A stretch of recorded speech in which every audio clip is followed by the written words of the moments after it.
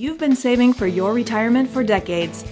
Don't undermine your own plans by making these 5 common mistakes when you retire. First, don't retire too soon. Lifespans are increasing, and many retirees underestimate their life expectancy when calculating the money needed to live on. The second mistake to avoid? Spending too much in the first years. It's easy to overspend while playing with your newfound freedom, but it can cause shortfalls later in life. Budget accordingly and stick to your plan. The third mistake is underestimating medical expenses and overestimating Medicare benefits. Avoid surprises by factoring in enough money to supplement Medicare, and consider buying added health insurance to fill in any gaps. Another mistake is taking Social Security benefits too early.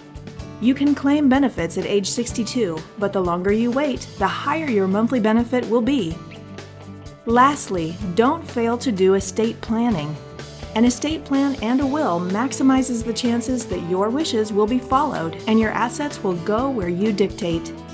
It's easy to make mistakes in the beginning stages of retirement. For more information, please give us a call or stop by our website today.